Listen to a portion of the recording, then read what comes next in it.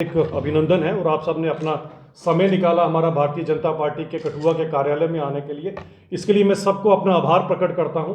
देखिए, आज एक विशेष कारण से आप सब लोगों को जो तकलीफ दी गई यहाँ पर आने के लिए, उसका कारण रहा कांग्रेस ने वैसे देश को तो बड़ी तकलीफ दी हुई है, उसके ऊपर ही मेरी आज की ये प्रेस कॉन्फ्रेंस है। सबसे बड़ी बात, जो मैनिफेस्टो है कांग्रेस का, जिसे लेकर हमें एक बहुत बड़ा एतराज़ है, उस मैनिफेस्टो के ऊपर आज भारतीय जनता पार्टी की तरफ से मैं ठाकुर अभिजीत जसरोटिया आप सबसे मुखातिब हूं।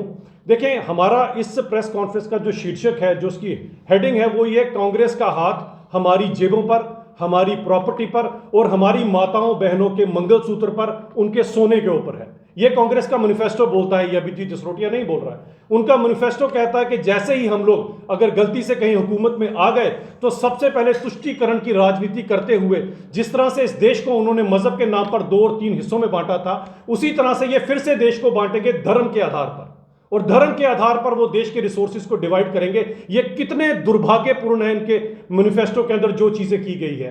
क्या देश का और तुष्टीकरण धर्म के नाम पर होना चाहिए? मैं ये आप सब लोगों के कठुआ के लोगों से और सबसे पूछना चाहता हूं, क्या हमारे रिसोर्सेज को हमारी आबादी देखकर बांटना चाहिए? क्या फर्क नहीं होना चाहिए अगर किसी ने गवर्नमेंट के नॉर्म्स को फॉलो नहीं करते हुए, हम 2 हमारे 2 को फार्मूले को फॉलो ना करते हुए हमारे 2 हमारे 12 आगे 12 हो, इस तरह से क्या देशों को बांटा जाएगा? तो जिस बेचारे ने केवल 2 बच्चे पैदा किए, उसका क्या कसूर था कि उसके बच्चों का हक 12 में बांटा जाएगा? इसका जवाब आज कांग्रेस को हम सबको देना पड़ेगा। और कांग्रेस इस तुष्टीकरण की राजनीति आज से नहीं कर रही। आजाद हिंदुस्तान 1947 में जब हुआ था, तब से लेकर आज तक देश को केवल और केवल बांटने का काम कांग्रेस ने किया गया है। और आज जिस तरह से चाइना के कम्युनिज्म के ऊपर और कम्युनिस्टों के चलते हुए जो हमारे हकूकों को बांटकर लोगों में जो बांट दिया जाएगा, ये एक बड़ा दुर्भाग्यपूर्ण है। इसी तरह कांग्रेस ने जो आज तक किया गया, वो केवल और केवल चाइना को खुश करने के लिए किया गया। और चाइना की राह पर चलते ही अगर आप देखें तो जब हमारे देश का चाइना के साथ भी जब हमारा युद्ध हुआ, उस समय भी अगर आप देखें राजीव गांधी फाउंडेशन, उसके बाद जो 100 करोड़ रुपए राजीव गांधी फाउंडेशन में आया था, उसके बदले में इन्होंने चाबी वैली, डूरू वैली और अक्साई चीन की चाबियां जो है कांग्रेस ने चीन को दी थी। यही नहीं, आज ये कम्युनिस्टों की बात करने वाली और चीनियों की बात करने वाली जो कांग्रेस है, इनके राहुल गांधी जब भारत जोड़ो तोड़ो और न्याय अन्याय की यात्रा करते हैं तो अरुणाचल प्रदेश नहीं जाते हैं। यानी कि कांग्रेस ने अरुणाचल प्रदेश अपने हिसाब से चीन को सौंप दिया हुआ है। तो आप समझ सकते हैं, उन्हीं की यहां पर आज कम्युनिज्म को फॉलो करते हुए अगर कांग्रेस वाले आज हमारे लोगों के जो रिसोर्सेज हैं, हमारी जो पुरानी प्रॉपर्टीज हैं, हमारी माताओं बहनों के जो मंगलसूत्र, जो सोने हैं, उन सबको इकट्ठा कर कर लोगों में बांट देगी, बाकियों में बांट देगी, माइनॉरिटीज में बांट देगी, और खासकर धर्म के आधार पर जब इसे बांट देगी, तो ये एक बहुत ही दुख की बात है। और आज हर एक आम जनमानुस जो है कांग्रेस के इस मैनिफेस्टो से पर्टर्ब्ड है।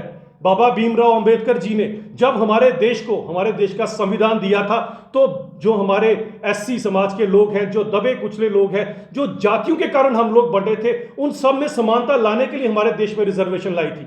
लेकिन कांग्रेस बाबा भीमराव अंबेडकर जी को उस रिजर्वेशन को पीछे छोड़कर आज धर्म के आधार पर रिजर्वेशन लाने के ऊपर आमादा हो चुकी है। यानी कि हमारे एससी भाइयों का हक खाने में कांग्रेस पीछे नहीं हटेगी, ना हमारे एसटी भाइयों का, ना हमारे ओबीसी का। खासकर ओबीसी की मैं बात करना चाहूंगा, क्योंकि हमारे कठुआ में एक बहुत बड़ी ओबीसी का भी हमारी संख्या है। इनके भी हक खाने की आज कांग्रेस ने बात कर दी है। तो देश किस ओर जा रहा है, ये जुड़ने की बड़ी जरूरत है। और जो काम आज हमारे बीच में कांग्रेस करने आ रही है, और जो खासकर मनमोहन सिंह ने एज ए प्रधानमंत्री जो बयान दिए थे, आज तो कांग्रेस उसी के ऊपर चल रही है। क्या कांग्रेस का जो एजेंडा है, ये मुस्लिम लीग के जिन्ना ने जो उस समय अपना मैनिफेस्टो दिया था, क्या उससे कुछ आपको फर्क नजर आता है? और हमें भूलना नहीं चाहिए कि जिन्ना के और नेहरू जी के कारण जब ये 2 देशों का बंटवारा किया गया था, तो हमारे देश के उस समय जो वंचित समाज, जो दबे कुचले लोग थे, उनमें से 23% लोगों को जिन्ना ने पाकिस्तान में रोक लिया था। किस लिए रोक लिया था, यह शायद लोगों को नहीं पता होगा। मैं बताना चाहता हूं, वो 23% जो दबे कुचले और खासकर दलित समाज के लोगों को रोका गया था वहां पर, इसलिए रोका गया था कि जिन्हा की ये ऑन द रिकॉर्ड स्टेटमेंट, ये लोग यहां से चले जाएंगे तो पाकिस्तान साफ कौन करेगा? अपनी गंदगी साफ करने के लिए हमारे 23% लोगों को वहां रोका गया था। आज पता करिए वहां पर कितना रह गया है पीछे, केवल 2.3% लोग रह चुके हैं। वो 23% को भी बदल दिया गया, उनकी जाति विशेष को बदल दिया गया, और आज जो बचे हैं वो भी उन्हीं का उत्पीड़न सह रहे हैं उस समय की मुस्लिम लीग के कारण, जो जिन्ना ने काम किए थे। आज कांग्रेस में और मुस्लिम लीग के उस समय के मैनिफेस्टो में कोई फर्क नहीं है। देश को तुष्टीकरण करने की राजनीति के कारण कांग्रेस इस लेवल तक आ जाएगी कि हमारी बहू बेटियां, हमारी बच्चियां, उनके मंगलसूत्र, उनके सोने, हमारे बाप दादों की प्रॉपर्टियां आज सुरक्षित नहीं है। इस कांग्रेस के दौर के अंदर कांग्रेस सत्ता पाने की भूख में इस हद तक इस देश को झंझोरेगी, ये आप लोग खुद में कल्पना कर सकते हैं। इसीलिए मैं कठुआ के सभी लोगों को कहना चाहता हूं कि कांग्रेस की तुष्टीकरण की राजनीति के ऊपर जरूर जरा एक नजर बनाकर रखें और जो बयान इन लोगों ने दिए हैं और जो अपने मैनिफेस्टो में जो खासकर मेरे 80 समुदाय से लोग, ओबीसी लोगों का जो हक खाकर किसी विशेष जाति धर्म विशेष के ऊपर बांटने की बात की गई है, उसके ऊपर मैं सभी लोगों को सचेत करने के लिए आया हूं। मैं ठाकुर अभिजीत सिंह जसरोटिया ये कहना चाहता हूं कि कांग्रेस को अपनी इन सब चीजों को वापस लेना चाहिए, वरना ये जो देश है उन्हें बहुत जल्दी जवाब देगा। से राजस्थान में अपना बयान दिया है कि जो मुस्लिम लोग हैं उनको घुसपैठिया तक बता दिया हुआ है, तो ये किस तरीके की बात है?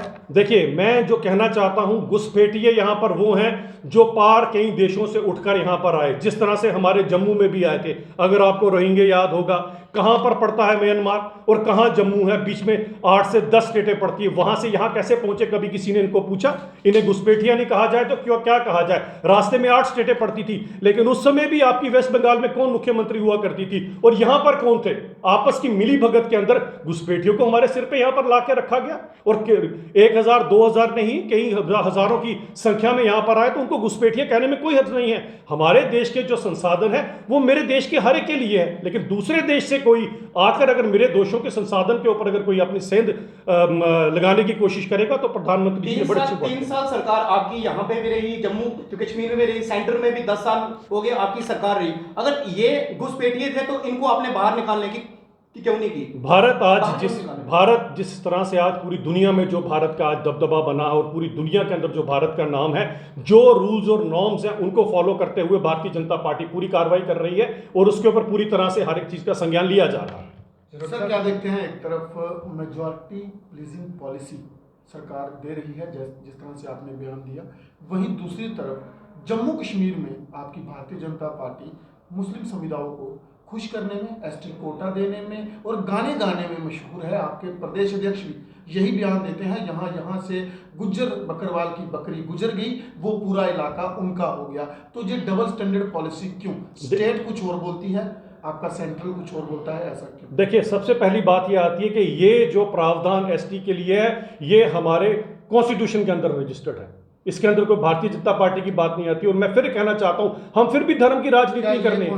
हम जहां से बकरी गुजर जाए, देखें, ये उनका हो जाएगा। किसी के विशेष के अगर किसी एक पर्टिकुलर कमेंट के ऊपर मैं नहीं जाना चाहता। मैं सिर्फ ये बताना चाहता हूं कि जो प्रावधान मेरे देश में और बाबा भीमराव अंबेडकर जी ने जो हमें दिए थे, और सबसे बड़ी बात है, शायद बड़े सारे लोगों को बाबा भीमराव अंबेडकर जी का पूरा नाम नहीं पता है। बाबा भीमराव जी का पूरा नाम बाबा भीमराव रामजी अंबेडकर था। जिनके नाम के अंदर राम जी था, वो कभी भी किसी के साथ मुझे लगता नहीं है कि पक्षपात कर सकते थे। जो दो देश का संविधान हमें दिया हुआ है, उसके अंदर यहां पर सभी के सभी को अपना पूरा हक है रहने के लिए। लेकिन कांग्रेस क्यों धर्म की राजनीति कर रही है? हम तो धर्म की राजनीति नहीं कर रहे हैं। हम अगर बात करते हैं आपके सामने, अगर 2000 रुपए आज केंद्र से आता है तो सायरा बानो के खाते में भी आता है, गीता देवी के खाते में भी आता है। क्या एम्स के ऊपर बोर्ड लगा है कि केवल हिंदुओं के लिए और मुसलमानों के लिए नहीं है? या वंदे भारत के ऊपर बोर्ड लगा है कि केवल मुसलमानों के लिए और हिंदुओं के लिए नहीं है? हम ये राजनीति नहीं करते हैं। लेकिन कांग्रेस ये वर्ड क्यों यूज कर रही है कि हम धर्म विशेष के ऊपर हमारे आपके रिसोर्सेज को आपसे छीनकर आपके बच्चों का हक, आपकी महिलाओं का हक, आपकी बच्चियों का हक, आपकी बच्चियों के महिलाओं के मंगलसूत्र हम छीनकर बाकियों में बांट देंगे। ये किस तरह की राजनीति है कांग्रेस की? जिस तरह से घुसपैठिए शब्द की बात की जा रही है, प्रधानमंत्री नरेंद्र मोदी के बयान जो सामने आए, पिछले कई समय से, लंबे समय से जम्मू कश्मीर को होली सोली होम मिनिस्ट्री चला रही है।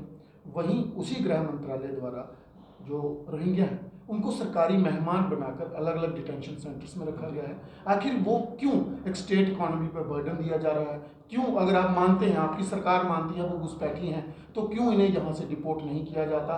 क्यों सरकारी खाते पर, सरकारी सिक्योरिटी में, हीरानगर में, जम्मू में, अलग अलग जगह पर? देखिए, मैंने पहले भी कहा, यूनाइटेड नेशंस और इन सब चीज़ों के अंदर जो यहाँ पर हैं, अब उनका कोई ना कोई तो हल निकालना पड़ेगा। जो गलतियां कांग्रेस ने की है उसका हल तो निकालना पड़ेगा।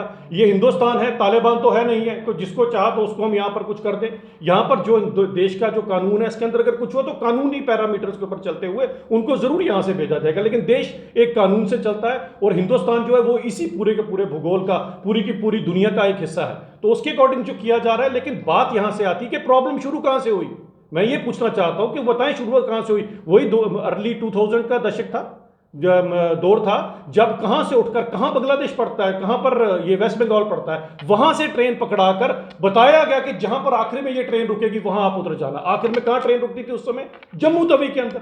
तो इसके अंदर क्या दो लोगों की आपको मिली भगत, वहां पर ममता बनर्जी की पार्टी की और यहां उस समय की जो सरकार थी यहां पर एनसी और कांग्रेस की, क्या उनकी मिली भगत लोगों को नजर नहीं आएगी इसके अंदर? आज तो जो किया जा रहा है, लेकिन ये पाप किया किसने, हमारे ऊपर लाके लादा क्यों गया? और बड़ी बात एक और सोचने वाली है, खासकर जम्मू के लोगों को मैं कहना चाहता हूं कि जम्मू में ही क्यों रखे गए, कश्मीर क्यों नहीं भेजे गए? एक भी बताइए अगर कश्मीर गया तो। जो आज डेमोग्राफिक चेंज की बात करते हैं आप, तो कब से ये षड्यंत्र हमारे खिलाफ बुनते आ रहे हैं। डेमोग्राफिक चेंज की आप बात कर रहे हैं, डेमोग्राफिक चेंज तो भारतीय जनता पार्टी और उनकी अलाइड गवर्नमेंट भी कर रही है। जम्मू के सिर्फ जम्मू में ही इंडस्ट्रियल सेटअप किया जा रहा है, सिर्फ जम्मू में ही आपके माइन मिनरल्स बाहर बेचे जा रहे हैं, सिर्फ जम्मू में ही जो फैक्ट्रीज हैं बड़ी बड़ी वो setup. Why not Kashmir? Kashmir में जगह नहीं बेची जा रही, यहाँ पर लोगों से जमीनें छीनी जा रही हैं और गवर्नमेंट को हैंड ओवर की जा रही है। देखिए इंडस्ट्रियल, यहाँ भी तो सुनिए ना, यहाँ भी तो बीजेपी जो है वो ओनली जम्मू, और अब भी आपने सिर्फ जम्मू में ही कैंडिडेट उतारे, कश्मीर में कैंडिडेट नहीं मिले। देखें पहले दो आपके दो सवाल है। सबसे बड़ी बात ये आती है, अगर इंडस्ट्रियलाइजेशन की बात करते हो, इंडस्ट्रियलाइजेशन जो यहाँ पर की जा रही है वो सबसे बड़ी बात है कि इंडस्ट्रीज जम्मू में सेटअप हो रही है। उसका रीजन ये है, मैं बताता हूँ उसका रीजन। आप समझिए कि जो भी यहाँ पर बिजनेसमैन आता है वो कहीं ना कहीं जम्मू तक आएगा, यहाँ से कश्मीर पहुंचने में उसको फिर 200-300 किलोमीटर ट्रेवल करने हैं। 200-300 के अंदर उसका कितना समय, कितने रिसोर्सेज लगेंगे, वो अपने पॉइंट ऑफ व्यू से सोचेगा। जम्मू के अंदर कोई चीज हो रही है तो इकोनॉमी हमारी रिवाइव हो रही है और पूरी स्टेट को उसका बेनिफिट किया दिया जा रहा है। गवर्नमेंट जो है प्रो इंडस्ट्रियलिस्ट है, नॉट प्रो पीपल। नहीं, इंडस्ट्रियलाइजेशन होगी। इंडस्ट्रियलाइजेशन इज ए, मैं बताता हूँ इंडस्ट्रीज इन जम्मू, सर, जहां प्रधानमंत्री कहते हैं सबका साथ सबका विकास, wine shops in Jammu, industries in Jammu, factories in Jammu, government land is hand over to properties and biggest land mafias we can see. No, I'll clarify. Ishant, and one more big thing, mine and minerals hand over to other state is only from Not Jammu, at all. not Ishant, from Kashmir. Ishant, I'll clarify certain things to you. First and foremost of all, in case if industrialization and the revolution of industrialization is is happening in Kathua, in Samba, all these places, then my people are getting employment out of it. My resources are getting, my people are getting employment. That's a basic thing. So I think it should harm any sentiments of the people, because indirectly we are getting employment. Why should my youth of Kathua? There are a lot of red categories industry in. That's the norms which industry. That is a norm which Pollution Control Board has to see. Neither I have to see nor you have to see. First and foremost of all, why should youth of Kathua move to Delhi or somewhere else and do the job over there? Why should not they do job at their own place, earn good money over here? So that is a basic thing. If industrialization is happening, that's a good thing, and we should not become a stone, rather a hurdle in the case of industrialization. Because industrialization के अलावा हमारे जम्मू के अंदर है क्या है? इतनी fertile land तो है नहीं हमारे पास, सारा कंडी का इलाका है हमारे पास। आज आप देख लीजिए कि हमारे को अगर इकोनॉमी जनरेट होगी तो इंडस्ट्रियलाइजेशन से होगी। इसे पॉजिटिव स्टेप की तरफ लेना चाहिए। दूसरी जी, मेरा सवाल आपसे ये है, आपने मंगलसूत्र को लेकर बात की है। प्रियंका गांधी जी कहती हैं भारतीय जनता पार्टी वाले और मोदी जी क्या जाने कि मंगलसूत्र होता क्या है, क्योंकि उनकी जो माँ है उन्होंने इस देश के लिए अपना मंगलसूत्र खो दिया था। देखें उनकी कम से कम आप इस परिवार की तो बात ही ना करें। इस परिवार की जब आप बात करते हैं तो ज से जीप स्कैम से ही शुरू हुई थी 1947 में, जब पूरे का पूरा देश जो है बैलगाड़ी में घूम रहा था, ये लोग जीप स्कैम कर रहे थे। आप गूगल करके देख लीजिए, ज से जीप स्कैम होता है। और हिंदी की वर्णावली देखें तो ज के बाद झ आता है। झ मतलब झारखंड के अंदर अभी तो 363 करोड़ रुपए इनसे पकड़ा गया। जब ये कहते हैं ईडी हमें सताती है, आईबी हमें सताती है, आज 363 करोड़ रुपए तुम्हारे से निकल रहा है कि आजू बाजू की स्टेटों से पैसा गिनने वाली मशीनें लाकर दी हमने, तब भी आपके पैसे नहीं गिने जा रहे। सोचिए 60 साल आप लोगों के, क्या सही में इन्होंने सेंध नहीं लगाई आपके रिसोर्सेज के ऊपर? तो ये कम से कम ये परिवारवाद में जो प्रियंका गांधी जी बात कर रही हैं, रॉबर्ट वाड्रा जरा निकाल के देखिएगा, जो 2000 का से लेकर यूपीए 1 और यूपीए 2 का कॉल है। एक सिक्योरिटी चेकलिस्ट होती है हर एक एयरपोर्ट के ऊपर, उसके अंदर प्रेसिडेंट और जो इंपॉर्टेंट लोग हैं उनको सिक्योरिटी से फ्रिस्किंग दी जाती है। रॉबर्ट वाड्रा का सबसे लास्ट में नाम डाला गया था that he can frisk the security. What was the reason?